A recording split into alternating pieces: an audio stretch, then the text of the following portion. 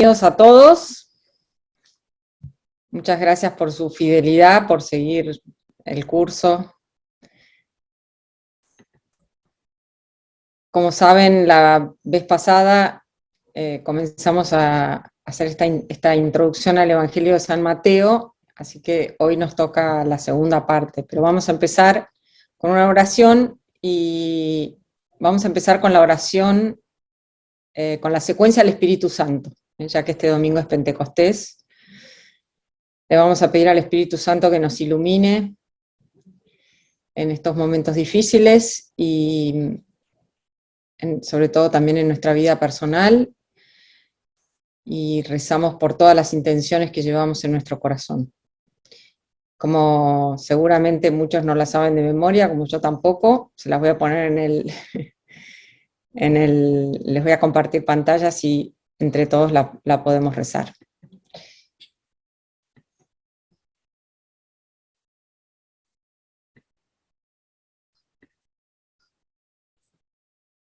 En el nombre del Padre, del Hijo y del Espíritu Santo. Amén. Ven, Espíritu Santo, y envía desde el cielo un rayo de tu luz. Ven, Padre de los pobres, ven a darnos tus dones, ven a darnos tu luz. Consolador lleno de bondad, dulce huésped del alma, suave alivio de los hombres. Tú eres descanso en el trabajo, templanza en las pasiones, alegría en nuestro llanto. Penetra con tu santa luz en lo más íntimo del corazón de tus fieles. Sin tu ayuda divina no hay nada en el hombre, nada que sea inocente. Lava nuestras manchas, riega nuestra aridez, cura nuestras heridas, suaviza nuestra dureza, elimina con tu calor nuestra frialdad, corrige nuestros desvíos, concede a tus fieles que confían en ti tus 7 sagrados dones. Premia nuestra virtud, sana nuestras almas, danos la eterna alegría. Amén, aleluya. Padre bueno, te alabamos, te bendecimos, te adoramos, te glorificamos, te damos gracias por este tiempo y este espacio para encontrarnos con tu palabra en el Evangelio de San Mateo. Te pedimos que nos bendigas y que envíes tu Espíritu para que abra nuestros corazones y nuestras mentes para escuchar todo lo que quieras decirnos.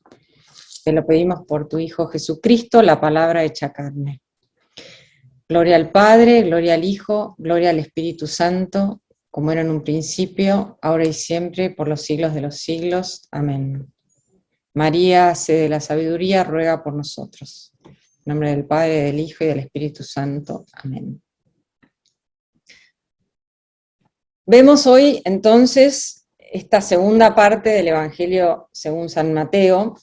Como les dije, esto es una introducción, con lo cual, como el tiempo es una limitante, yo tuve que elegir algunos temas, los que me parecen más importantes o quizás los que considero que por ahí son menos conocidos, así que bueno, desde ya que no vamos a ver todo el Evangelio. Habíamos dejado la última vez en el libro primero, ¿se acuerda que habíamos dicho que Mateo tiene un prólogo, que es el Evangelio de la Infancia, después estos 5 libros? En realidad esta es la forma en que los estudiosos del Evangelio lo dividen, Mateo no lo dividió así, ¿no? Pero es una forma fácil de recordar, es como una regla mnemotécnica, ¿no? Bueno, y estábamos en el primer libro, que es, habíamos llamado el anuncio del reino de los cielos. Y habíamos visto la parte, ¿se acuerdan que dijimos que en cada uno de los libros hay una parte narrativa y una parte discursiva? Que Mateo es como un escriba, ¿no? Y también con su antecedente de contador, de recaudador de impuestos, el que guarda todos los papelitos, el que tiene todo como muy prolijito. Bueno, entonces en cada libro él tiene una parte narrativa y un discurso, una parte discursiva. En este caso es el Sermón de la Montaña. Que nosotros ya vimos la parte narrativa, así que ahora vamos a ver el tema de el Sermón de la Montaña. Y el Sermón de la Montaña no termina con las bienaventuranzas, sino que va desde el capítulo 5, donde empiezan las bienaventuranzas, hasta el final del 7. Así que no es que es bien largo, hay que contemplarlo como un todo, no se lo puede como cortar, ¿no? Y acá tenemos un esquema de cómo sería, cómo son estas partes, ¿no? Bueno, por un lado las bendiciones del reino, después tenemos estas nuevas leyes para el reino, la piedad en el reino, como los principios del reino, y las advertencias del reino, podríamos decir así, para usar este enfoque que le estamos dando del tema del reino, ¿no? Entonces, vamos a empezar por las bienaventuranzas, ¿no? Pero bueno, ¿se acuerdan que el contexto es que Jesús está en Galilea, en la Galilea de los gentiles, en este lugar que los judíos lo consideraban semipagano, no era parte original del reino de Judá, sino que era parte del reino de Israel, y es conquistado por los babilónicos, y las tribus que había allí se dispersan y nunca más vuelven a existir como tales. Entonces, bueno, había un conjunto y una mezcla de personas, ¿no? No era puramente judío como era así los alrededores, Jerusalén y sus alrededores. Entonces, él comienza su predicación en Galilea, de hecho Nazaret es en Galilea, que había sido el lugar anunciado por los profetas en el que iba a aparecer una gran luz. ¿Se acuerdan? Esto es lo que nosotros leemos en la Navidad. Aparece una gran luz, y recuerden que Mateo recurre constantemente al Antiguo Testamento, evoca constantemente el Antiguo Testamento, ¿no? Entonces, Jesús, en un momento dado, se dirige a un monte que es innombrado, nosotros lo llamamos el Monte de las Bienaventuranzas, pero en el Evangelio no recibe un nombre, y se sienta en la cátedra. En la cátedra, el maestro en el judaísmo antiguo predicaba, enseñaba sentado. Entonces, al sentarse, bueno, es como que él es el nuevo Moisés. Y entonces Jesús se dirige a los discípulos. ¿Se acuerdan que habíamos dicho que esto no tiene un sentido estricto, sino a todos los que se acercan y a todo el que lo escucha y acoge su palabra? Y esta montaña que no tiene nombre, de algún modo es como un nuevo Sinaí. Así como en el antiguo Sinaí Moisés recibió las tablas de la ley, Jesús en este nuevo Sinaí, como un nuevo Moisés, va a impartir una nueva ley. Pero no solamente nos va a dar esta nueva Torá, esta nueva ley, sino que nos va a enseñar a rezar al Padre. Pero antes de ver el tema de las bienaventuranzas, vamos a ir un poquito más adelante para situarnos en el contexto, qué es lo que él dice acerca de la antigua ley. Bueno, acá Jesús, al ver la multitud, subió a la montaña, se sentó y sus discípulos se acercaron a él. Y entonces tomó la palabra y comenzó a enseñarles diciendo, pero bueno, cuando él termina, dice esto: les aseguro que no desaparecerá ni una i, ni una iota, porque iota es como una minúscula letrita hebrea, ni una coma de la ley, antes de que desaparezcan el cielo y la tierra, hasta que todo se realice. Es decir, no hay un desprecio por la antigua ley, sino que él dice que Jesús dice, vine a traerla, a llevarla a su cumplimiento. El que no cumpla el más pequeño de estos mandamientos y enseña a los otros a hacer lo mismo, será considerado el menor en el reino de los cielos. En cambio, el que los cumpla y enseñe será considerado grande en el reino de los cielos. Les aseguro que si la justicia de ustedes no es superior a la de los escribas y fariseos, no entrarán en el reino de los cielos. Las bienaventuranzas que vamos a leer ahora son la ley del reino de los cielos. Esto no significa que hay, como digo, no es un desprecio por la antigua ley, sino que es algo que se añade. La antigua ley podemos verla como una ética para la supervivencia en la tierra. Dios no prohíbe cosas porque sí, prohíbe lo que considera que va a deshumanizar al hombre. Así es como hay que entender los 10 mandamientos. Cuando San Agustín habla de los 10 mandamientos, él dice, Dios escribió en el corazón en las tablas de piedra, lo que los hombres no podían leer en su corazón. ¿Qué quiere decir esto? Quiere decir que en realidad lo que nosotros llamamos los 10 mandamientos son muy anteriores a los 10 mandamientos, digamos así. Porque no puede existir una sociedad donde se mate, donde se mienta sistemáticamente, donde nadie respete los votos matrimoniales, donde, o sea, se robe, etcétera, etcétera. No puede existir una sociedad así, ¿no? Pero esto es como lo minimum minimorum, ¿eh?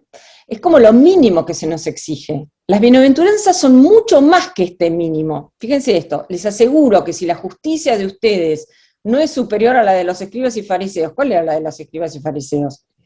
La de los 10 mandamientos. Obviamente leídos convenientemente, como Jesús los va a acusar varias veces, pero sin embargo es como que nuestra justicia tiene que ser mayor que la de los escribas y fariseos, ¿no? Bueno, entonces con este espíritu leemos las bienaventuranzas.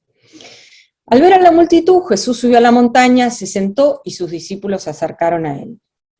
Entonces tomó la palabra y comenzó a enseñarles diciendo, bienaventurados los pobres de espíritu, porque de ellos es el reino de los cielos. Bienaventurados los mansos, porque ellos poseerán en herencia la tierra.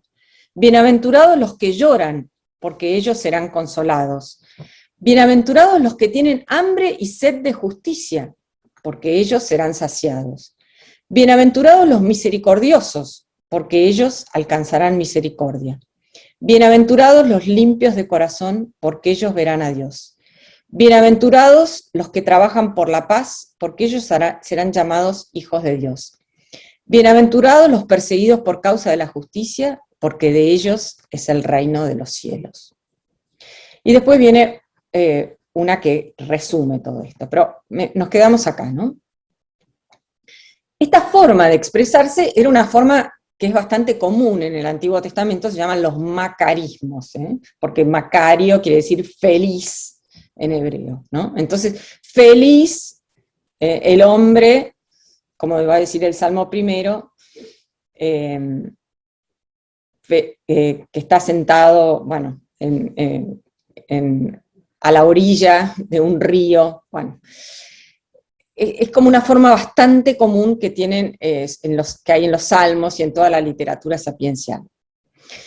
Entonces, para nosotros las bienaventuranzas de algún modo son familiares, las hemos escuchado muchísimas veces en la liturgia, en las predicaciones, forman parte de nuestro acervo como católicos. Pero si nosotros nos ponemos a pensar que somos judíos del siglo I y que estamos escuchando estas bienaventuranzas, son bastante extrañas, ¿no? Tenemos como que refinar el oído, ¿no? Benditos los pobres, ¿quién quiere ser pobre? Benditos los afligidos, benditos los perseguidos, parecen más castigos que bendiciones, ¿no? Entonces, ¿cómo es que hay que leerlas, ¿no? Acuérdense, por ejemplo, el tema de la pobreza, ¿no? Cuando Jesús habla qué difícil que es que los ricos entren al reino de los cielos, los discípulos se extrañan, dicen, entonces, ¿quién se puede salvar? Porque ellos tenían otra concepción, ¿eh? Era como que la riqueza era una señal de que uno era elegido por Dios. Entonces, bueno, la primera bienaventuranza, esta de felices los pobres de espíritu, porque de ellos es el reino de los cielos, es de algún modo las que rige a los demás. Y además, fíjense, esto que hablábamos la vez pasada del tema de la inclusión, que las bienaventuranzas empiezan, la primera habla de porque de ellos es el reino de los cielos, y la última, porque de ellos es el reino de los cielos. ¿Ven? Acá tenemos una inclusión. Entonces, ahora nos va a explicar cómo es esto, ¿eh? Todo lo que está adentro de esta inclusión es lo que nos va a mostrar cómo hay que ser, cuál es la ley del reino de los cielos. Entonces, como digo, la primera bienaventuranza de algún modo es la que rige a todas las demás. Ninguna puede existir sin esa. ¿Qué significa ser pobres de espíritu? Ser pobres de espíritu es aceptar que no poseemos nada que nos permita comprar la vida eterna. Nosotros peregrinamos hacia la vida eterna, como dice el término, peregrinos. No es que peregrinamos no simplemente sin nada, sino que estamos en realidad endeudados, debemos todo lo que somos. Entonces, como dice, debemos nuestra propia pertenencia a la nueva alianza, debemos nuestra salvación, ¿entiendes? O sea, no es que no tenemos nada, estamos endeudados, debemos menos 500, menos 100.000, menos 1.000.000. Es como dice San Pablo, ¿qué tenemos que no hayamos recibido? Entonces, lo que recibiste gratis, lo tenés que dar gratis. Entonces, esto es lo que, es como esta conciencia de profunda humildad. Nosotros, nada de lo que tenemos nos lo merecemos. Todo, absolutamente todo, lo hemos recibido. Esto ya nos ubica en la realidad. Entonces, si aceptamos esto, que nosotros no hemos merecido nada de lo que tenemos, seguramente vamos a poder recibir todo lo demás. Es decir, seguramente nos afligiremos, porque no hay nadie que no sufra, pero vamos a ser consolados, nos vamos a ver invadidos por una mansedumbre y heredaremos la tierra. Fíjense, por ejemplo, esta, ¿no? Bienaventurados los mansos, porque ellos poseerán en herencia la tierra. San Juan de la Cruz, cuando estaba preso en la cárcel de Ávila, compone una poesía, la oración del alma enamorada. Y él, evidentemente, era un manso, porque se aguantaba todo. Y entonces, ¿y qué es lo que dice ahí? Dice, míos son los cielos y mía es la tierra, y todas las cosas son mías, y el mismo Dios es mío y para mí, porque Cristo es mío y todo es para mí. Él que no tenía nada, porque piensen, estaba en una cárcel donde prácticamente tenía que estar acostado, y sin embargo consideraba que todo era de él, todo es mío porque Cristo es mío y todo es para mí. Es como esta bienaventuranza en acción. Los que realmente encarnan las bienaventuranzas son los santos. Si yo pongo mi confianza en Dios, es lo que está diciendo acá, todo es mío, lo tengo todo. ¿Qué es tener hambre y sed de justicia? Hambre de que se haga realidad el reino de Dios, esto que decimos después en el Padre Nuestro, venga a nosotros tu reino. Y si tenemos hambre y sed de justicia, seremos más puros de corazón, trabajaremos por la paz, seguramente seremos despreciados y perseguidos, pero nuestro es el reino de los cielos. Bueno, si uno mira las bienaventuranzas conociendo el final de la historia, entonces de algún modo son una radiografía de Jesús, y en menor medida, pero no menos cierto, de los apóstoles. Entonces, bueno, cómo hacerlas nuestras, cómo vivirlas, es una tarea para el hogar, digamos, ¿no? Cada uno de nosotros tiene que meditar en esto. Después vienen algunas admoniciones, donde Jesús, donde si nosotros leemos entre líneas, acá vemos que Mateo también está evocando el tema del reino davídico, y Jesús de alguna forma como este Mesías davídico. Fíjense, ustedes son la sal de la tierra, pero si la sal pierde su sabor, ¿con qué se la volverá a salar? Ya no sirve para nada, sino para ser tirada y pisada por los hombres.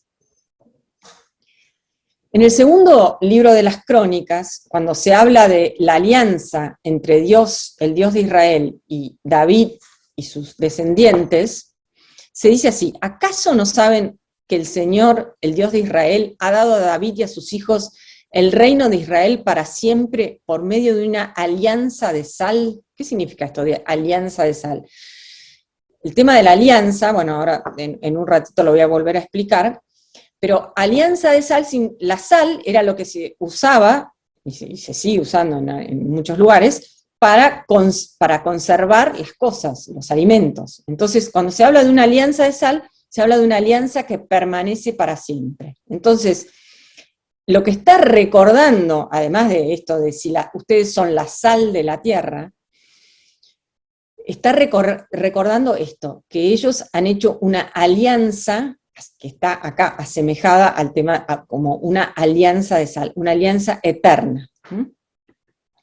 Otra, ustedes son la luz del mundo, no se puede ocultar una ciudad situada en la cima de una montaña. ¿De qué ciudad está hablando? Evidentemente está hablando de Jerusalén, que es llamada, acá tenemos la cita de Isaías, te llamé en la justicia, te sostuve de la mano, te formé y te destiné a ser la alianza del pueblo, la luz de las naciones. El pueblo de Israel estaba llamado a ser luz de las naciones. En la ciudad de Jerusalén estaba el templo, y en el templo la menorá, esta lámpara, que no se apagaba nunca, y sobre todo en la gran fiesta litúrgica de las chozas, Sukkot, que es la fiesta del templo, se encendían unas gigantescas menorás que se instalaban en el patio del templo e iluminaban toda la noche. Entonces está evocando esto. No se enciende una lámpara para meterla debajo de un cajón. Es decir, toda esta herencia que ellos han recibido, no la tienen que meter adentro de un cajón, sino tiene que brillar ante los ojos de los hombres la luz que hay en ustedes, a fin de que ellos vean sus buenas obras y glorifiquen al Padre que está en el cielo. Coherencia entre fe y obras. Hay luz en nosotros en la medida en que oramos bien. Eso es lo que nos está diciendo.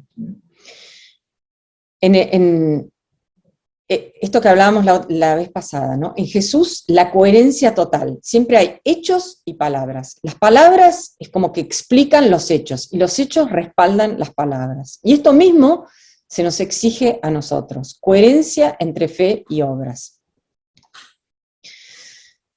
Después viene esto de, dijo Moisés, pero yo les digo.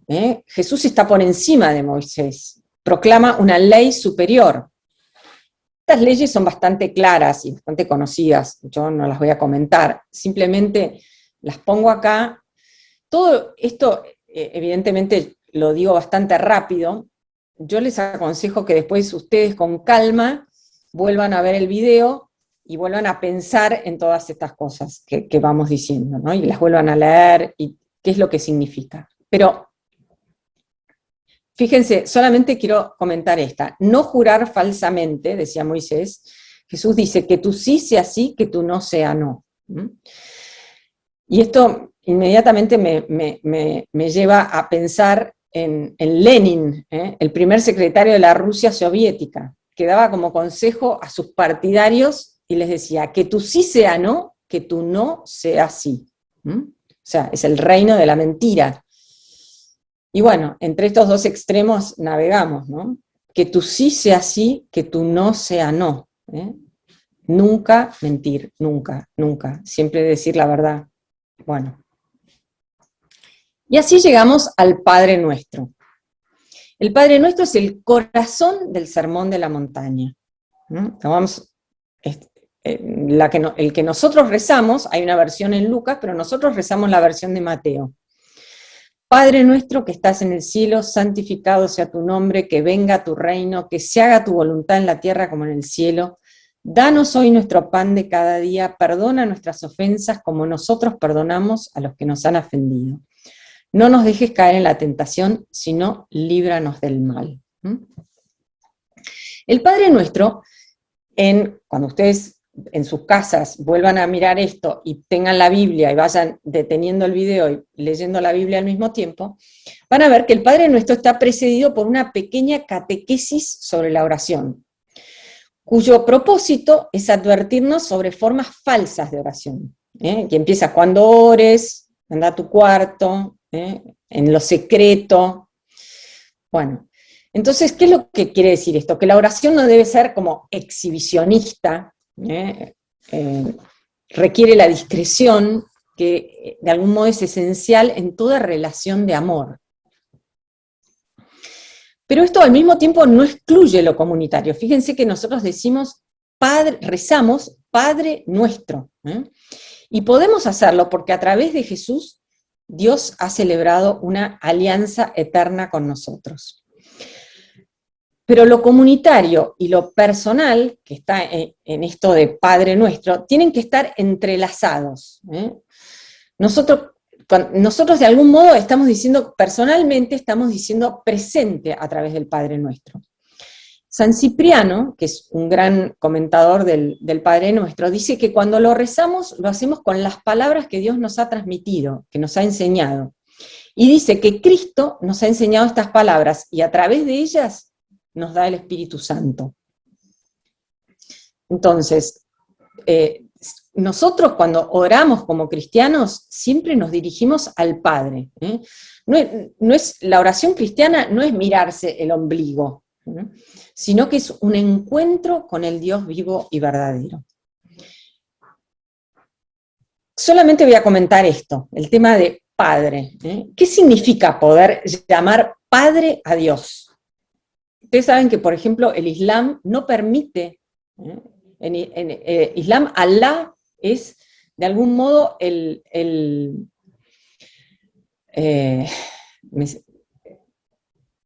Señor, pero nunca, jamás Padre. Es como una blasfemia llamar Dios, Padre a Dios. Entonces, ¿qué significa poder llamar Padre a Dios? Esto lo podemos meditar toda la vida y no nos va a alcanzar. Pero la base de por qué nosotros podemos llamar Padre a Dios es la alianza. Ahora vamos a ver la definición, pero les quiero decir algunas cosas. Dios es llamado Yahvé, este es el nombre que Dios elige para sí en el Antiguo Testamento, más de 7.000 veces en el Antiguo Testamento. Es llamado Elohim, que nosotros traducimos en nuestras Biblias, Yahvé. Algunas Biblias, por ejemplo la Biblia de Jerusalén, pone la palabra Yahvé. Y Elohim lo traduce como Dios. Y otras, cuando aparece la palabra Yahvé, por ejemplo el libro del pueblo de Dios, lo traduce como el Señor. Elohim, Dios, o sea, Yahvé más de 7.000 veces, Elohim unas 2.600 veces, pero en todo el Antiguo Testamento Dios es llamado Padre solo 17 veces.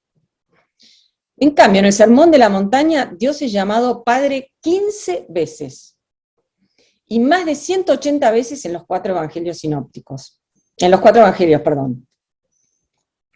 Y Jesús nunca, nunca, nunca se refiere a Dios de otra forma que llamándolo Padre.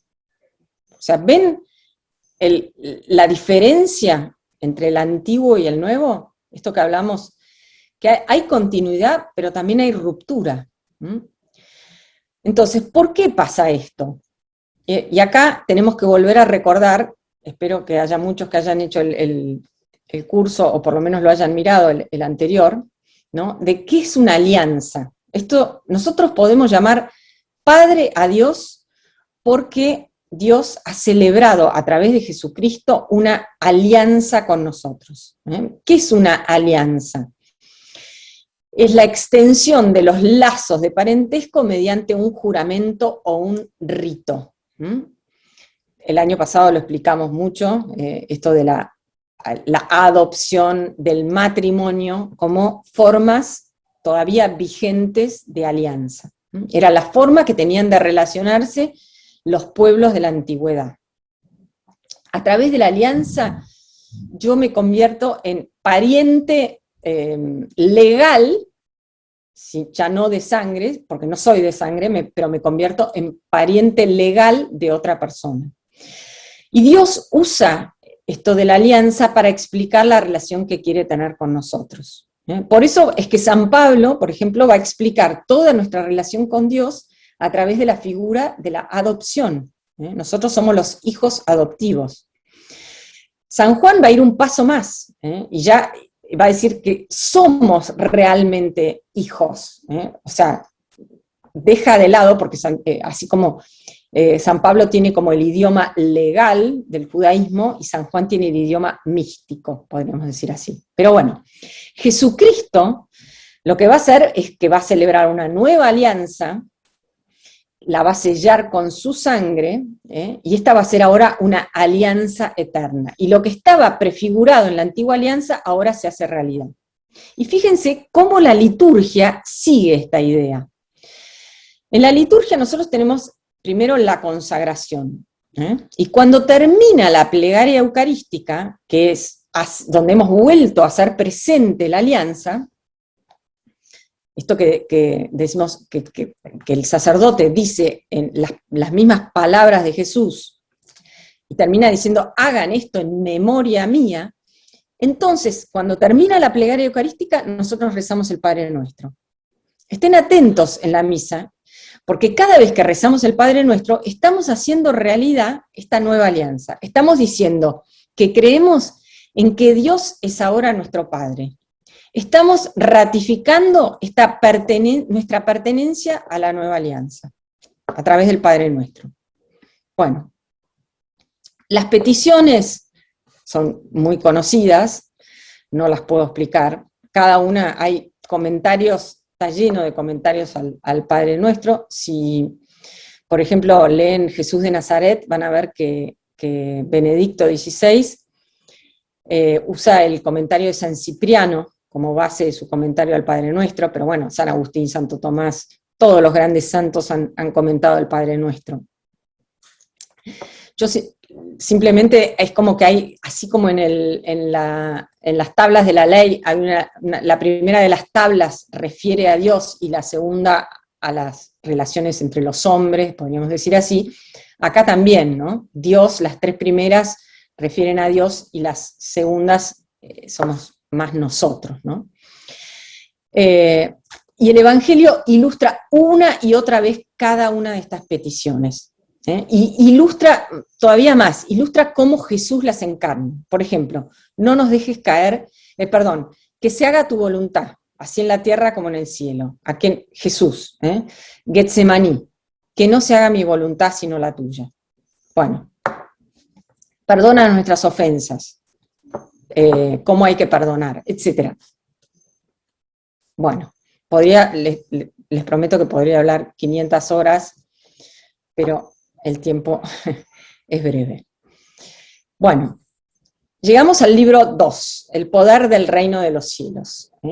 Tenemos milagros y exorcismos en torno al lago de Genesaret, como parte narrativa, y después viene el discurso misionero, donde Jesús, como de alguna forma, prepara a sus discípulos para la misión.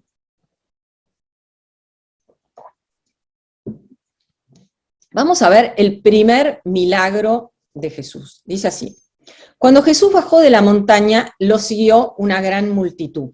Entonces un leproso fue a postrarse ante él y le dijo: Señor, si quieres puedes purificarme.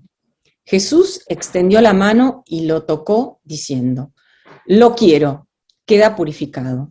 Y al instante quedó purificado de su lepra. Jesús le dijo: no se lo digas a nadie, pero ve a presentarte al sacerdote y entrega la ofrenda que ordenó Moisés para que les sirva de testimonio. Entonces, bueno, acá tenemos el primer milagro de Jesús en este libro, ¿no? Y quiero centrar la mirada en esto de que Jesús toca al leproso. Esto es muy, muy, muy importante. Acá, valga la redundancia, estamos tocando el misterio de la encarnación. Jesús, nosotros decimos que Jesús es verdadero Dios y verdadero hombre. Jesús tiene un cuerpo. Jesús siente compasión y la demuestra usando su cuerpo. Juan Pablo II, en sus catequesis, espero que las conozcan y si no, los invito a conocerla, donde desarrolla su legado para la humanidad, su legado teológico para la humanidad. San Juan Pablo II el Grande, el gigante. Bueno, su legado teológico es lo que se llama la teología del cuerpo, ¿no? Que son una serie de 3 años de teologías, de catequesis de los miércoles, que empiezan en el año 79, si mal no recuerdo, donde él desarrolla esta teología del cuerpo. Las pueden encontrar en el sitio del Vaticano, vatican.va, van a vatican.va, Pontífice, Juan Pablo II, catequesis, año 79, y ahí empiezan. Y si no, están en muchísimos lugares de internet, están condensadas, preparadas, hay libros, hay estudios, hay gente que dedica su vida a esto. Pero bueno, esto. Jesús tiene un cuerpo, y Juan Pablo II decía que el cuerpo revela a la persona. Y esto Jesús lo demuestra una y otra vez. Nuestra religión no es una religión desencarnada, puramente espiritual. Nunca dejen que alguien les diga que el catolicismo considera malo al cuerpo. Empezando por Génesis 1, vio que después que crea al hombre y a la mujer, vio que era muy bueno. El cuerpo y solo el cuerpo es capaz de revelar lo invisible. Y como Jesús se encarna y tiene un cuerpo, revela lo invisible a través de lo visible. Nuestros cuerpos no son biológicos puramente, sino sobre todo teológicos, revelan un misterio divino. Nuestros cuerpos son templos del Espíritu Santo, va a decir San Pablo. Entonces, ¿cómo mirar el cuerpo? Bueno, bienaventurados los puros de corazón, porque ellos verán a Dios. Esto, miren, Benedicto XVI, cuando era cardenal de Múnich, escribió un libro muy famoso, que tiene muchísimas ediciones, que se llama Introducción al Cristianismo. Y en ese libro afirma que cuando nosotros decimos creo, estamos en adhesión a la fe cristiana, lo que estamos afirmando es un modo completamente diferente de ver la realidad. De acá esto de bienaventurados los puros de corazón. Es como que tenemos que purificar nuestra mirada. Y si purificamos nuestra mirada, vamos a ver lo visible como signo de lo invisible. Y el cuerpo es eso, revela lo invisible, nos revela como imagen de Dios. Lo tocó, vuelvo a esto de lo tocó. Fíjense, en todos estos milagros que están en este libro que estamos considerando ahora, Mateo usa la misma palabra. Curación del leproso, esta ya la vimos. Después curación de la cebra de Pedro. Le tocó la mano y se le pasó la fiebre. De la hemorroísa le tocó los flecos de su manto, pensando, con solo tocar su manto quedaré curada. Curación de 2 ciegos. Jesús les tocó los ojos diciendo que suceda como ustedes han creído.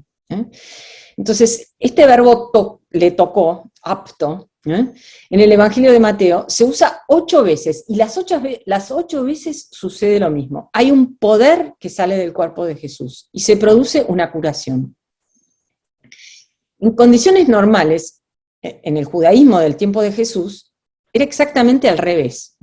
El contacto con la enfermedad y la muerte dejaban a la persona impura. Por eso, fíjense que él le dice que tiene que ir a presentarse al sacerdote, para que el sacerdote va a decir que ahora está purificado, y tiene que entregar una ofrenda. Entonces, en condiciones normales, como les digo, la enfermedad y la muerte dejaban a la persona impura.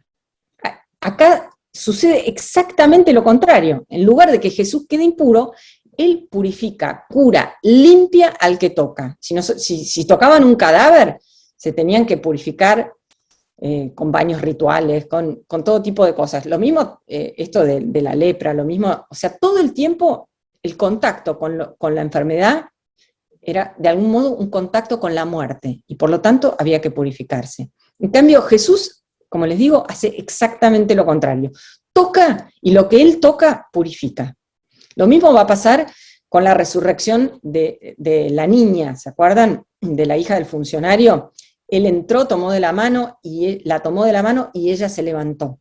A la muerta, la toca. Entonces, esto revela este poder que la gente ve en Jesús, como la hemorroísa que percibe, si yo lo toco, algo me va a pasar. Revela. Entonces ellos ven este poder, pero esto revela algo que no ven, este poder que sale del cuerpo de Jesús, la gracia que brota del cuerpo de Jesús, que anticipa lo que va a ocurrir con los sacramentos. Fíjense cuál es una de las definiciones que da el Catecismo sobre los sacramentos. Dice, los sacramentos como fuerzas que brotan del cuerpo de Cristo, siempre vivo y vivificante, y como acciones del Espíritu Santo que actúa en su cuerpo, que es la Iglesia, son las obras maestras de Dios en la nueva y eterna alianza. Los sacramentos como fuerzas que brotan del cuerpo de Cristo. Entonces, los milagros anticipan los sacramentos. Como que vamos a ver que los milagros de curación anticipa la unción de los enfermos. La multiplicación de los panes va a anticipar la Eucaristía. Y así, cuando Jesús dice, tus pecados te son perdonados, anticipan el sacramento de la reconciliación. Bueno, acuérdense entonces de esta definición que es tan linda. Cuando Jesús bajó de la montaña, lo siguió una gran multitud. Entonces un leproso fue a postrarse ante él y le dijo, Señor, si quieres puedes purificarme. Jesús extendió la mano, lo tocó diciendo, lo quiero, queda purificado. Yo insisto con este milagro, y ustedes dirán, bueno, porque no pasa otro, porque, como ven, es riquísimo. Podríamos estar 5.000 horas con esto, ¿no? Entonces, ¿qué es lo que quiero marcar ahora, ¿no? Se cree que esto de la lepra, de la que habla aquí, no es la enfermedad, lo que nosotros llamamos la lepra, no es estrictamente la enfermedad de Hansen, era cualquier enfermedad de la piel. Y una de las tareas de los sacerdotes era comprobar si las personas que estaban, si las personas estaban enfermas, y ahí aislarlas. ¿Les suena un poquito el aislamiento? Bueno. Luego tenían que decretar si estaban curados. O sea, por un lado tenían que decretar el aislamiento, y por otro lado tenían que decretar la curación. Cualquier semejanza con la realidad. Bueno, pero bueno, ¿por qué era esto? Porque había que comprobar la pureza ritual, la pureza para poder participar del culto. ¿Y por qué Dios asigna esta tarea a los sacerdotes en la antigua alianza? Acá tenemos que entender esto. Para los hebreos, la enfermedad, y en especial la lepra, eran signos visibles de una realidad invisible. ¿De cuál? Del pecado. La muerte, la enfermedad, el sufrimiento son en la antigua alianza, como los llama San Pablo, el salario del pecado. Esto requeriría 500 clases para entenderlo, pero es así. La enfermedad física, de alguna forma, es un tipo, esto que hablábamos el año pasado, ¿no? Una tipología de una enfermedad espiritual que nos va matando, que nos va separando del culto, somos separados del culto, somos excluidos del templo. Nos separa de los otros, nos separa de Dios. Entonces, cuando el sacerdote los declaraba curados, podían reintegrarse al culto, y entonces ya reintegrarse a la comunidad, volver a una relación con Dios. ¿Cuál es la diferencia con Jesús? El leproso, el sacerdote no curaba, simplemente lo que hacía era decir, sí, estás curado. En cambio, Jesús efectivamente puede curar. No simplemente lo declara curado, sino que lo cura, lo toca, estás purificado. Entonces tenemos acá este milagro de Jesús, pero a nivel espiritual lo que se comienza a vislumbrar acá es el poder de Cristo de curar espiritualmente, de purificar, que esta era la tarea del sacerdote. Y esto lo digo porque en ningún momento se habla en los evangelios de Jesús como sacerdote. De hecho, Jesús no pertenece a la tribu sacerdotal, que era la tribu de Leví, sino a la tribu de Judá. Sin embargo, nosotros nos referimos constantemente a él, y en la liturgia muchísimo, como nuestro sumo sacerdote. ¿Cómo es esto? En todos los evangelios tenemos insinuaciones más o menos veladas de la función sacerdotal de Cristo.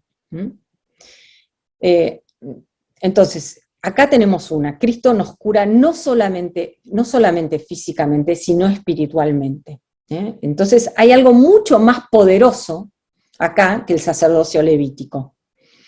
Cristo, va a decir la carta a los hebreos, que es donde está todo la teología de Cristo sacerdote.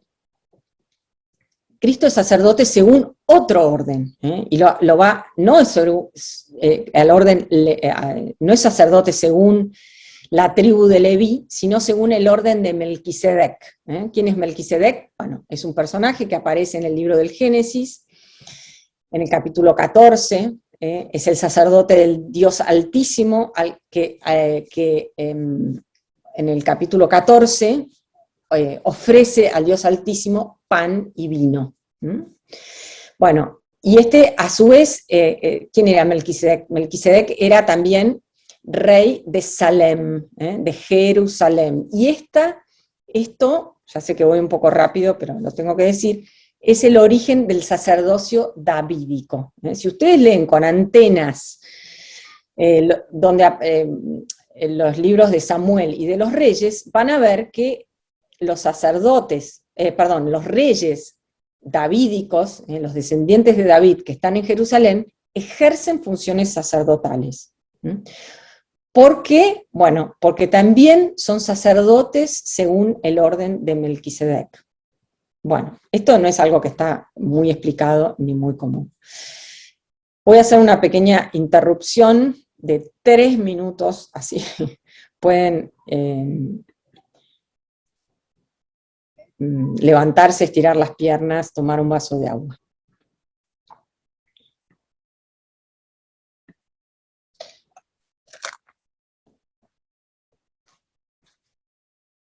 Ahora vamos a ver algunas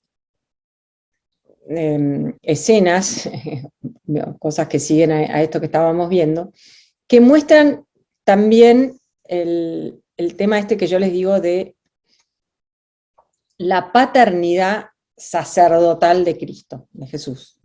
Fíjense en el milagro de la curación de la suegra de Pedro. Cuando Jesús llegó a la casa de Pedro, encontró a la suegra de este en cama con fiebre. Le tocó la mano y se le pasó la fiebre. Ella se levantó y se puso a servirlo. Al atardecer le llevaron muchos endemoniados, y él con su palabra expulsó a los espíritus y curó a todos los que estaban enfermos, para que se cumpliera lo que había sido anunciado por el profeta Isaías. Él tomó nuestras debilidades y cargó sobre sí nuestras enfermedades. Bueno, acá estamos frente a una de estas profecías, digamos, oraciones de cumplimiento, con el cual, que la vez pasada hablamos, que Mateo nos va como salpicando todo el evangelio de estas frases que siempre es para que se cumpliera lo anunciado por el profeta que dijo, etcétera, ¿no? Perdón.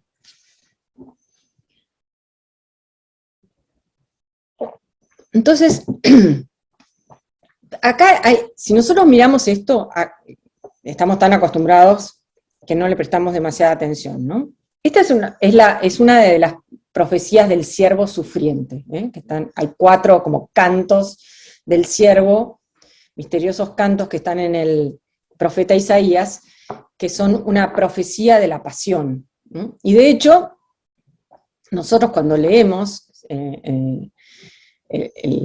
al siervo sufriente, siempre estamos pensando en la pasión, y además esto es parte de nuestra liturgia de la Semana Santa. Y por ejemplo, el evangelista San Lucas, que ustedes van a ver a partir de la semana que viene, toma esta cita para ilustrar la pasión. En cambio acá Mateo se la adjudica al ministerio público de Jesús. Entonces acá hay algo raro. Cuando vemos algo raro, tenemos que pensar, a ver, ¿qué es esto? Porque esta normalmente va para la pasión.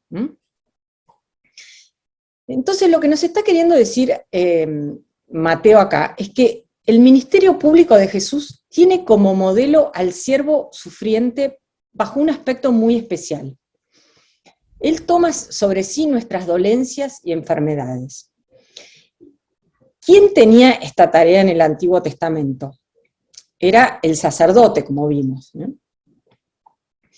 Entonces, esto, como les digo, era algo que es extraño porque, como dijimos antes, a Jesús no se lo ve como sacerdote, sino que esto va a estar desarrollado después en la carta a los hebreos. Jesús es descendiente de David, de la tribu de Judá, y por lo tanto es heredero de las promesas de David y de las promesas a Abraham, como dice la genealogía de Mateo.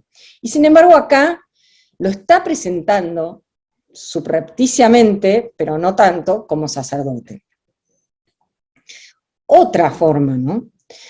Jesús subió a la barca, atravesó el lago, regresó a su ciudad, entonces le presentaron a un paralítico tendido en una camilla. Al ver la fe de estos hombres, Jesús dijo al paralítico: ten confianza, hijo, tus pecados te son perdonados. Algunos escribas pensaron: este hombre blasfema. Jesús, leyendo sus pensamientos, les dijo: ¿por qué piensan mal? ¿Qué es más fácil decir, tus pecados te son perdonados, o levántate y camina? Para que sepan que el Hijo del Hombre tiene sobre la tierra el poder de perdonar los pecados, dijo al paralítico: levántate, toma tu camilla y vete a tu casa. Bueno, esto los volvía locos. ¿Por qué? Porque esta era una prerrogativa, el poder de perdonar los pecados era otra prerrogativa sacerdotal.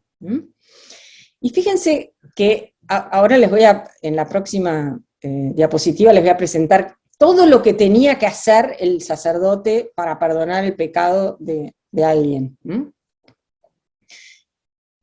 Pero hay otra cosa, y es que Jesús llama hijo al paralítico. Ten confianza, hijo. Esto es raro también. También llama hija a la hemorroísa. Ten confianza, hija, tu fe te ha salvado. Entonces acá está este misterio de la paternidad sacerdotal de Cristo, que lo estamos como vislumbrando. Fíjense lo que tenía que hacer el sacerdocio levítico para perdonar el pecado de alguien. Los pecados se confesaban, esto no es un invento del catolicismo, los pecados se confesaban en voz alta ante el sacerdote.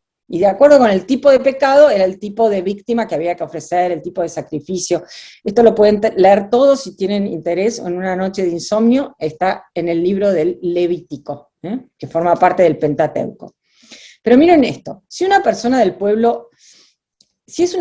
pueblo la que peca inadvertidamente, o sea, ni siquiera queriendo, inadvertidamente, y se ha hecho culpable cometiendo una falta contra alguna de las prohibiciones contenidas en los mandamientos del Señor, una vez que se le haga conocer el pecado que ha cometido, presentará como ofrenda para la falta cometida una cabra hembra y sin defecto. Impondrá su mano sobre la cabeza de la víctima y la inmolará en el lugar del holocausto. Después el sacerdote mojará su dedo en la sangre, la pondrá sobre los cuernos del altar de los holocaustos, derramará el resto de la sangre sobre la base del altar, luego quitará toda la grasa de la víctima, como se hace en los sacrificios de comunión, y la hará arder sobre el altar como aroma agradable al Señor. De esta manera, el sacerdote practicará el rito de expiación en favor de esa persona y así será perdonada. Imagínense, o sea, todo lo que había que hacer, desde tener o comprar la cabra, llevarla, matarla, todo lo que tenía que hacer el sacerdote. Jesús, con su sola palabra, hijo, tus pecados te son perdonados. Entonces, acá lo que está mostrando Mateo, para los oyentes judíos, es el poder de Jesús para perdonar los pecados versus el poder de los sacerdotes levíticos, y que en realidad nunca lo terminaban de perdonar, como ellos mismos admiten. Bueno, discurso misionero. ¿Cuál es el mensaje principal? El reino de Dios está cerca. Y los discípulos son como estos emisarios reales, que así como el rey mandaba a sus emisarios, bueno, Jesús manda a sus discípulos que deben vivir de acuerdo con las bienaventuranzas. Entonces, ¿cómo es que deben vivir? ¿Cómo cuando van? No tienen que llevar nada con ellos, tienen que ser pobres. Tienen que ser hombres de paz, trayendo paz a las casas que visitan. Tienen que ser puros de corazón, inocentes como palomas, pero astutos como serpientes, ¿no?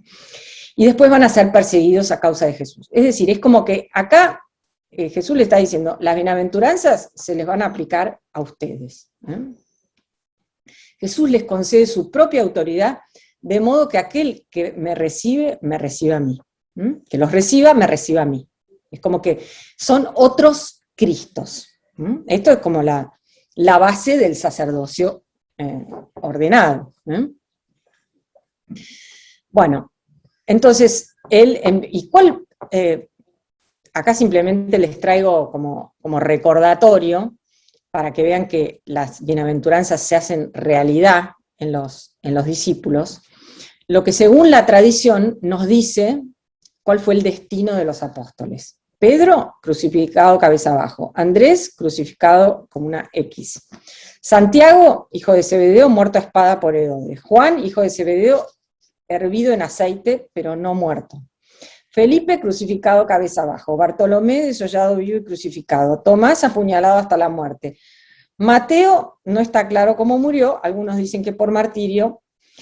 Santiago el menor, apedreado hasta la muerte bajo sentencia del sumo sacerdote. Simón, descuartizado. Judas Tadeo, atravesado con una lanza. Matías, que era el sustituto de Judas, apedreado hasta la muerte. O sea, ¿quién quiere ser discípulo de Jesús? O sea, esto, cuando en las próximas clases también van a hablar los hechos de los apóstoles. Y una vez que el Espíritu Santo, que transcurre Pentecostés, y los apóstoles asumen la tarea de llevar el Evangelio hasta el último confín de la tierra, esto es lo que les espera. Y ellos no son sonsos, no es que no saben esto. Bueno, el misterio del reino de los cielos, narrativa, el nuevo reino davídico, rechazo y aceptación, y después tenemos como discurso las parábolas del reino. Entonces, en este libro, así como esquema, hay como en este nuevo reino de David, hay rechazo y hay aceptación. ¿Quiénes son los que lo rechazan o los que no lo reconocen? Juan el Bautista, por ejemplo, que empieza a preguntar, pero este es el que ha de venir. Bueno, sus propios compatriotas, las ciudades de Galilea. Esto después ustedes léanlo con el Evangelio en la mano y van a ver que es así. En cambio, los que sí reconocen a Jesús son los humildes, los pobres de espíritu. Después tenemos una serie de controversias sobre el sábado y después tenemos las parábolas del reino. Bueno, como ejemplo, ¿no? Juan el Bautista oyó hablar en la cárcel de las obras de Cristo y mandó a 2 de sus discípulos para preguntarle, ¿eres tú el que ha de venir o debemos esperar a otro? Jesús les respondió, vayan a contar a Juan lo que ustedes oyen y ven. Los ciegos ven, los paralíticos caminan, los leprosos son purificados, y los sordos oyen, los muertos resucitan, y la buena noticia es anunciada a los pobres. Y feliz aquel para quien yo no sea motivo de escándalo. Entonces, bueno, acá es como el eco de esta profecía de Isaías, y en realidad está citando, es como una especie de popurrí, ¿no? de varios profetas. Una mezcla de citas, podríamos decir. Pero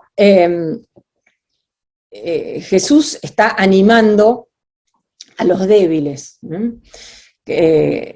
Acuérdense que Juan el Bautista está ahora en la cárcel y muy pronto va a ser decapitado, ¿no? Bueno.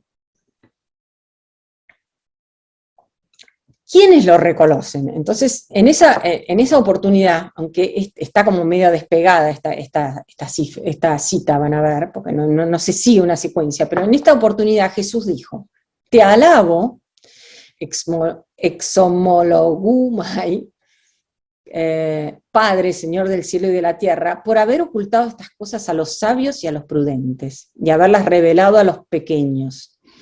Sí, Padre, porque así lo has querido. Todo me ha sido dado por mi Padre, y nadie conoce al Padre sino el Hijo. Y nadie conoce al Hijo sino el Padre, así como nadie conoce al Padre sino el Hijo, y aquel a quien el Hijo se lo quiera revelar.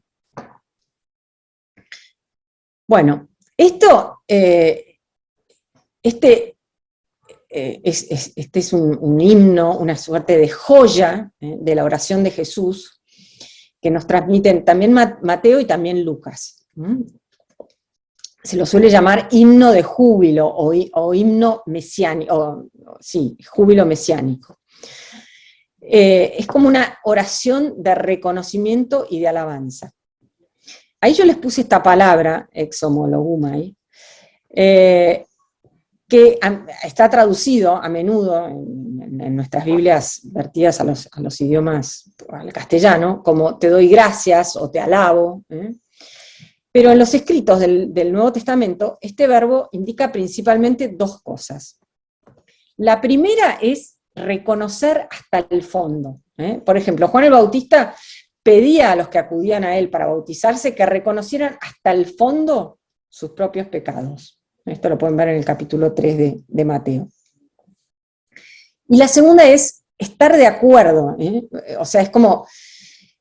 por lo tanto, cuando Jesús usa esta expresión, lo que está diciendo es como que está reconociendo a fondo o plenamente la acción de Dios Padre.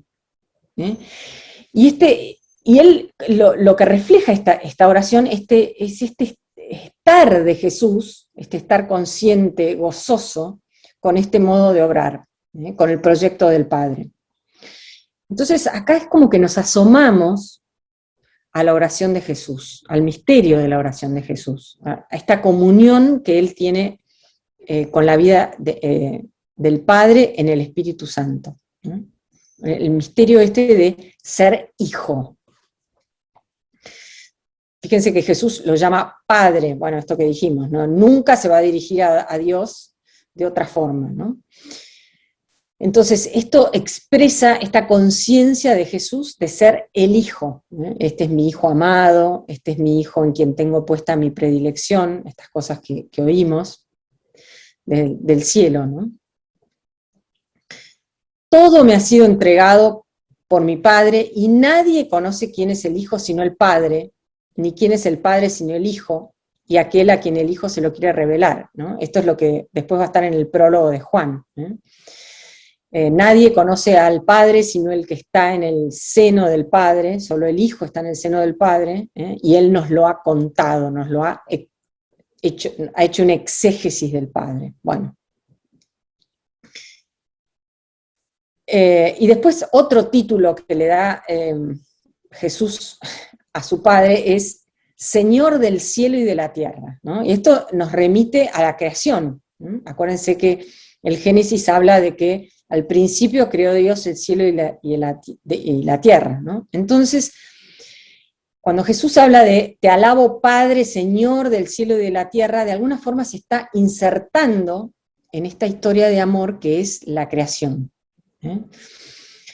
Y es como que en esta oración ilumina toda la Sagrada Escritura, o sea, está haciendo como, recorriendo toda la Sagrada Escritura, desde Génesis 1, donde Dios creó el cielo y la tierra, hasta este momento donde Él está situado. Bueno, vengan a mí, entonces esto de que los humildes lo reconocen, vengan a mí todos los que están afligidos y agobiados y yo los aliviaré. Carguen sobre ustedes mi yugo y aprendan de mí. Porque soy paciente y humilde de corazón, y así encontrarán alivio, porque mi yugo es suave y mi carga liviana. San Agustín, comentando este pasaje, decía, aprended de mí, no a crear rememorando cuando Jesús dice, aprendan de mí, no a crear el mundo, no a hacer en él grandes prodigios, sino aprendan de mí a ser mansos y humildes de corazón. Y dice, ¿quieres ser grande? Comienza por lo pequeño. ¿Tratas de levantar un edificio grande y elevado? Piensa primero en la base de la humildad. Y cuanto más trates de elevar el edificio, tanto más profundamente debes cavar su fundamento. ¿Y hasta dónde ha de tocar la cúpula de nuestro edificio? Hasta la presencia de Dios, ¿no? Entonces, esto, ¿no? ¿Quieres ser grande? Comienza por ser pequeño. Hace poco escuché el discurso del almirante McRaven, que es el jefe de toda la Marina de los Estados Unidos, o sea, imagínense la Marina más poderosa de la Tierra. Un discurso que da a los graduados de una universidad. Ahí en Estados Unidos hay como la costumbre de, cuando se gradúan, invitan a alguien, las grandes universidades invitan a alguien muy famoso a dar un discurso. Bueno, lo invitan a este McRaven. Y él empieza diciendo, if you want to save the world, start making your bed. ¿Qué quiere decir esto? Si querés salvar el mundo, empezá por hacerte la cama. Es decir, hay que empezar por poner orden en tu propia casa. Esto es lo que está diciendo Jesús, en tu propio corazón. Antes de lanzarte a cambiar el mundo, tenés que tener orden en tu propio corazón. Y esto lo vemos tan seguido, ¿no? En tanta gente que piensa que va a cambiar el mundo y tiene un problema terrible en su propia vida, en su propio corazón. Entonces, este es el consejo que da Jesús. Antes de cambiar el mundo, tenés que cambiar tu propio corazón. Y acá podemos pensar no solamente en esto, sino en tanta gente oprimida, pero no solo por condiciones materiales, sino por no encontrar un sentido a su vida. Entonces Jesús lo que le está diciendo es, o lo que le está prometiendo es que Él da descanso en la aflicción. Pero fíjense que pone una condición. Aprendan de mí que soy paciente y humilde de corazón. Y nos lleva ¿qué dice? Carguen sobre sí el yugo del amor, de renunciar como a un estilo agresivo. De vuelta, es como dicen las bienaventuranzas, a ser mansos de corazón. Bienaventurados los mansos porque heredarán la tierra. Bueno, acá también les comparto 2 o 3 alusiones a Jesús, el hijo de David, que a lo mejor cuando están leyendo se les escapa, ¿no? Hace 2 comparaciones que lo equiparan a él y a sus compañeros con sacerdotes del Antiguo Testamento. Realiza exorcismos. Jesús, entonces, y acá lo tenemos en esta pintura de Chagall, está el rey David con el arpa, y él, el libro de Samuel nos cuenta que Saúl padecía como de angustias y era como depresivo, y lo que lo calmaba era escuchar el arpa, la cítara de David. Estoy diciendo el arpa, pero me parece que es la cítara.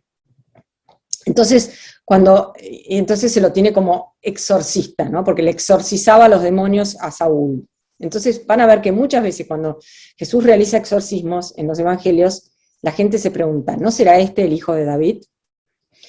Después habla también de un reino dividido, cuando habla de Belcebú, de que le atribuyen que él obra por Belcebú, bueno, que rechaza esto y habla de que hay un reino dividido, y esto también es una alusión al reino davídico, que a la muerte de Salomón se divide en 2, el reino del norte y el reino del sur. Bueno, estas son así pequeñas cosas que les comento, y vamos a las parábolas, ¿no?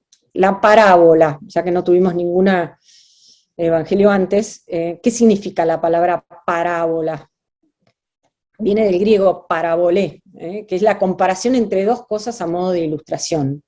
Y hay más de 48 parábolas en los evangelios sinópticos. En el Antiguo Testamento se usa mucho esta comparación, y se usa la palabra mashal, que la Septuaginta, la Biblia griega, traduce justamente como parabolé. Hay proverbios, acertijos, alegorías, todas estas cosas, ¿no? Y Jesús usa las parábolas para revelar y ocultar misterios divinos. Revelar los misterios a los sencillos y humildes y ocultar los misterios a los que rechazan a Jesús. Fíjense, si ustedes están leyendo el Evangelio, que Jesús pasa de la enseñanza directa, como eran las bienaventuranzas y todo el sermón de la montaña, a las parábolas, inmediatamente después de que es rechazado por los fariseos. Entonces es como que ahora hay como una suerte de ocultamiento, o sea, revelar a los sencillos y ocultar a los misterios a los que lo rechazan. Esta era, la parábola era la forma semítica de explicar cosas. Nosotros estamos acostumbrados a la forma occidental, ¿qué es el tiempo? Bueno, el tiempo es, vayan a leer San Agustín para saber lo que es el tiempo. En cambio, los hebreos hubieran contado un cuento, las 1001 noches. Bueno, es la forma semítica de explicar cosas.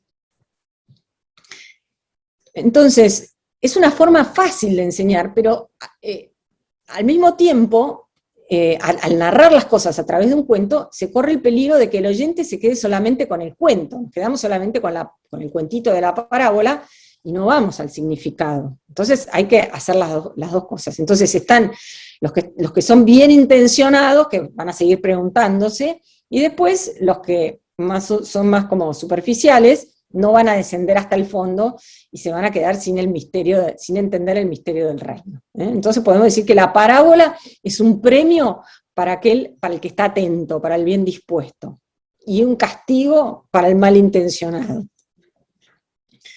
Bueno, fíjense lo que dice Jesús. A ustedes se les ha concedido conocer los misterios del reino de los cielos, pero a ellos, o sea, a los que lo rechazan, a los fariseos, no. Porque a quien tiene se le dará más todavía y tendrá en abundancia. Pero al que no tiene se le quitará aún lo que tiene. Por eso les hablo por medio de parábolas, porque miran y no ven, oyen y no escuchan ni entienden. Y así se cumple en ellos la profecía de Isaías que dice, por más que oigan no comprenderán, por más que vean no conocerán. Porque el corazón de este pueblo se ha endurecido, tiene tapados sus oídos y han cerrado sus ojos para que sus ojos no vean, y sus oídos no oigan, y su corazón no comprenda, y no se conviertan. Bueno, ¿cuáles son estas parábolas? Hay 7 parábolas del reino: el sembrador, el trigo y la cizaña, el grano de mostaza, el tesoro escondido, la perla de gran precio y la red arrojada al mar. Perdón, quiero comentar simplemente la parábola de el trigo y la cizaña.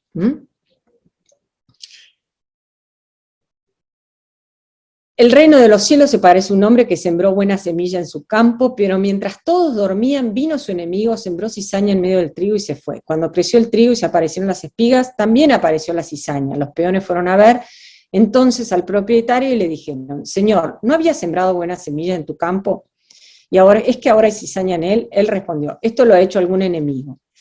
Los peones, ¿quieren que vayamos a arrancarla? No, porque al arrancar la cizaña corre el peligro de arrancar también el trigo. Bueno, después léanla. Pero yo lo que quería contarles, digamos, es que en su libro Memoria e Identidad, que es un reportaje que 2 filósofos polacos le hacen a Juan Pablo II, él comienza reflexionando sobre los 2 sistemas totalitarios que marcaron el siglo XX, que son el nazismo y el comunismo, y que él vivió en carne propia, ¿no? Si leyeron alguna biografía de Juan Pablo lo ven muy claro. Los filósofos le preguntan cuál es el sentido de esa gran erupción del mal, y él responde, el mal es siempre la ausencia de un bien que un determinado ser debería tener, una carencia, pero nunca es ausencia absoluta de bien. ¿Cómo nace y se desarrolla el mal en el terreno del bien? Es un misterio. Y también es una incógnita esa parte del bien que el mal no ha conseguido destruir y que se difunde a pesar del mal, creciendo incluso en el mismo suelo. Entonces, por un lado, es un misterio de dónde sale el mal, y por otro lado, por qué a pesar del mal todavía hay bien. Y esto se vivía, ¿no? En el nazismo, en los campos de concentración, en los 100 millones de muertos en los gulags, ¿no? O sea, esto se ve. Además del mal, siempre hay hay personas buenas. Y entonces dice, acá no se puede dejar de ver que la parábola del trigo y la cizaña es clave para comprender toda la historia del hombre. Esto dice Juan Pablo, ¿no? Dice, la parábola del trigo y de la cizaña es clave para comprender la historia del hombre. En las diversas épocas y en distintos sentidos, el trigo crece junto a la cizaña y la cizaña junto al trigo. Esto significa que si el mal existe al lado del bien, el bien no obstante persiste al lado del mal y, por decirlo así, crece en el mismo terreno que es la naturaleza humana. Bueno, entonces, esto, ¿no? El bien y el mal cohabitan en el corazón del hombre. Cada uno de nosotros es potencialmente una Madre Teresa y un Hitler. Si nosotros no entendemos esto, no entendimos nada. yo creo que nos cuesta aceptarlo, pero es así.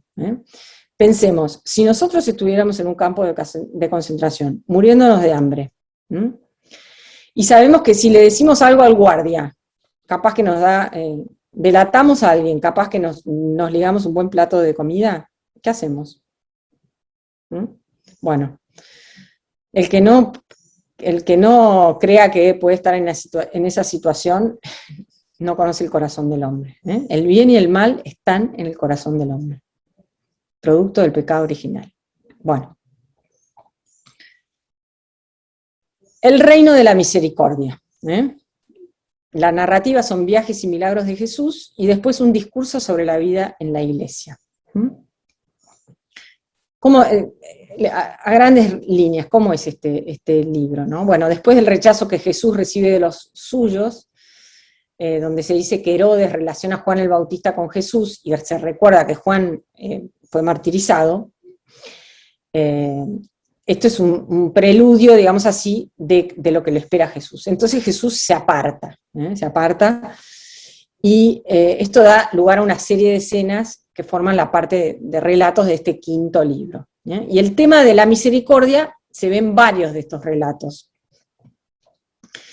En dos ocasiones, podríamos decir así, en esta sección, Jesús tiene misericordia o compasión con las multitudes que acuden a él, entonces les proporciona alimento multiplicando los panes. Acá tenemos hay dos escenas de multiplicación de los panes, una en territorio judío y otra en territorio pagano. En Mateo hay dos multiplicaciones de los panes. Y en ambas los discípulos son los que tienen que distribuir el pan.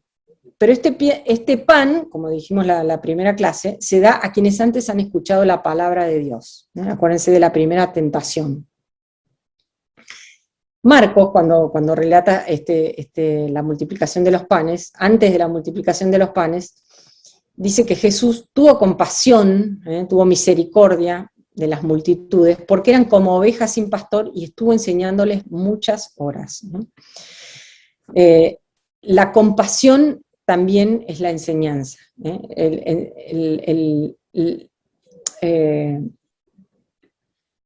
Ratzinger, Benedicto XVI, decía que la educación es una de las formas más altas de la caridad, y acá Jesús la ejerce, porque ve que eran como ovejas sin pastor y tiene compasión de ellos, les enseña. Si nosotros, de vuelta, lo que decíamos antes, ¿no?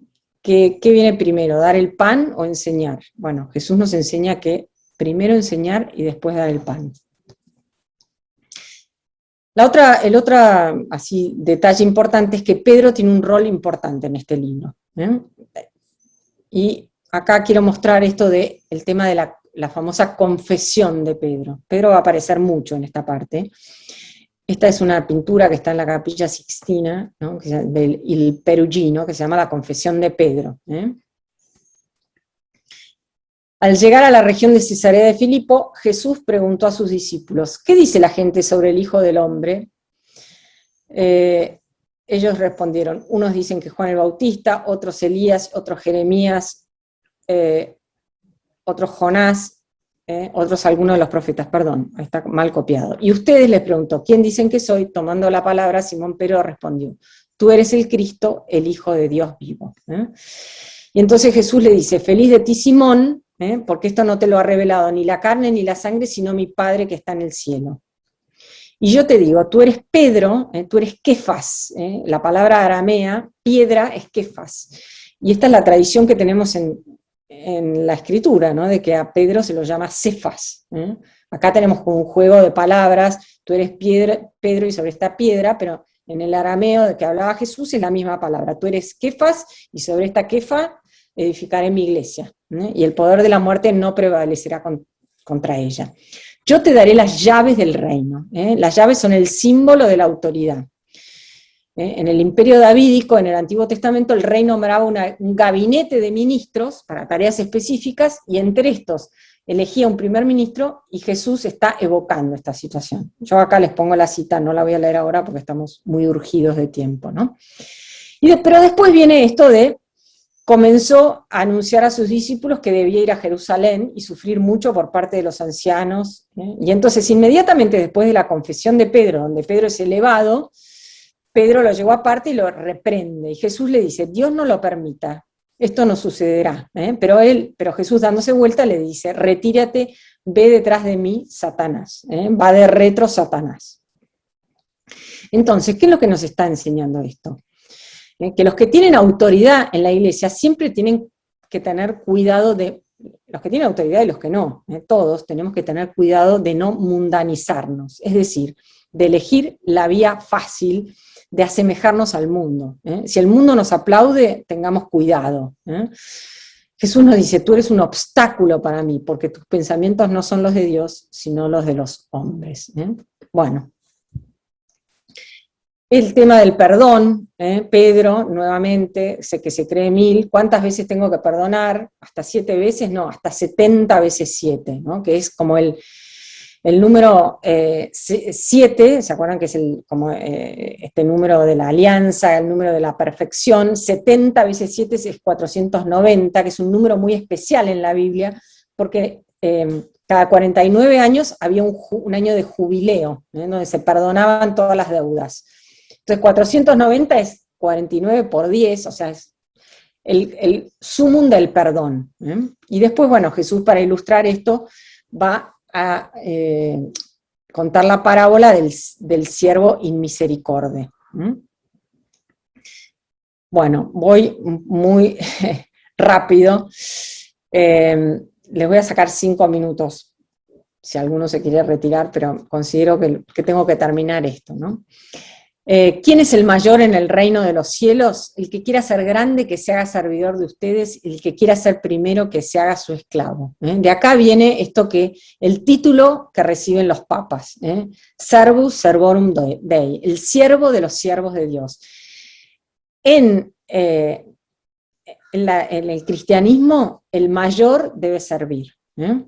El liderazgo es un liderazgo de servicio, nunca de que me sirvan a mí. No es como va a decir Jesús, como los gobernantes de este mundo, donde todos los sirven. Es al revés. Acá, el que gobierna tiene el deber de servir a los otros. Es como una inversión total. Bueno, este es el discurso escatológico, que es el discurso que muchas veces se llama como el discurso del fin del mundo. Y me quiero detener un minuto acá para explicar esto. Jesús salió del templo y mientras iba caminando, sus discípulos se acercaron a él para hacerle notar las construcciones del mismo. Pero él les dijo, ¿ven todo esto? Les aseguro que no quedará aquí piedra sobre piedra. Todo será destruido. Jesús está profetizando acá la destrucción del templo de Jerusalén, que va a ocurrir en el año 70, 40 años después de que él se muera. Una generación después de él. Y entonces, este discurso que él da, que le preguntan, ¿cuándo sucederá esto? ¿Y cuál será la señal de tu venida y del fin del mundo? Y que nosotros leemos hacia el final del ciclo litúrgico, donde hablamos de la segunda venida y del fin del mundo. Acá Jesús se está refiriendo ¿a qué cosa? Se está refiriendo a la destrucción, es una profecía sobre la destrucción del templo. Acá no se los puedo leer, pero bueno, está hablando cuando vean en el lugar santo la abominación de la desolación de la que habló el profeta Daniel, los que están en Judea que se refugien en las montañas, el que está en la azotea no baje a buscar sus cosas. Es decir, si viene el fin del mundo, ¿de qué me sirve refugiarme en la montaña, no buscar las cosas, no buscar mi manto? ¿De qué me sirve si es el fin del mundo? Acá de lo que está hablando es de la destrucción del templo, de Jerusalén sitiada, de Jerusalén destruida, y se dice que los cristianos que creían en esta profecía, cuando ven estas primeras señales de que Jerusalén va a ser sitiada, huyen de Jerusalén y se salvan. Pero bueno, si quieren leer lo que fue la destrucción de Jerusalén, pueden leer el libro de Antigüedades Judías de Flavio Josefo, donde cuenta lo que significó la destrucción del templo de Jerusalén y de toda la ciudad de Jerusalén. Bueno, acá le pongo las claves de comprensión para entender esto. Cuando en el Antiguo Testamento se habla de que el sol y la luna se oscurecerán, de que las estrellas caerán del cielo, se está refiriendo a destrucción de ciudades, a destrucción de países. Son como juicios sobre ciudades y una nación. ¿Por qué los podemos asemejar al fin del mundo? En el caso del templo. Porque el templo es un microcosmos. El mundo es como un templo y el templo es como un micromundo. El cosmos es como el templo, un lugar para la adoración y alabar a Dios, y el templo es como el microcosmos. Bueno, también muchas cosas para explicar. Ya termino. No sé, el epílogo es lo que nosotros llamamos el triudio pascual. Y yo solamente me voy a detener en una escena, que es la de Getsemaní. Miren qué maravilla este icono de Getsemaní, ¿no? Entonces les dijo, mi alma siente una tristeza de muerte, quédense aquí velando conmigo. Y adelantándose un poco, cayó con el rostro en tierra, orando así, Padre mío, si es posible que pase lejos de mí este cáliz, pero no se haga mi voluntad, sino la tuya. Me detengo acá porque esta es la médula del misterio pascual. Acá Jesús nos está enseñando lo que verdaderamente significa ser hombre. A veces pensamos, nosotros como cristianos, que lo que redime es el sufrimiento, que lo que nos redimió es el sufrimiento de Cristo en la cruz. Les digo, no, eso está mal, no es así. Lo que está haciendo Jesús acá es consentir en dar su vida por amor. El sufrimiento no es lo que salva. Lo que salva, lo que redime es el amor. Pero este amor no sucede en el vacío. Hermanos y hermanas en Cristo, ¿no? Si predicamos un evangelio de que sufrir salva, estamos predicando un falso evangelio. Y vamos a perder por goleada, ¿no? Una suerte de dolorismo. Jesús acepta ser don. Él, como persona humana, expresa su amor por nosotros de un modo que podríamos calificar como sacrificial. No solo a través de las palabras, sino a través de hechos. Acuérdense de esto, hechos y palabras, la coherencia total. La palabra de Dios se hace hombre, y ahora la palabra se hace pan. Este es el gran misterio de amor, para quedarse para siempre con nosotros, para ser el Emmanuel. Cuando veamos San Juan vamos a ver que este misterio Juan lo expresa a través del lenguaje nupcial, matrimonial, mística. Son distintas formas de expresar lo mismo. Esto que hablaba Ireneo, ¿no? Del evangelio cuadriforme. Pero es el amor lo que transforma este sacrificio en puro don.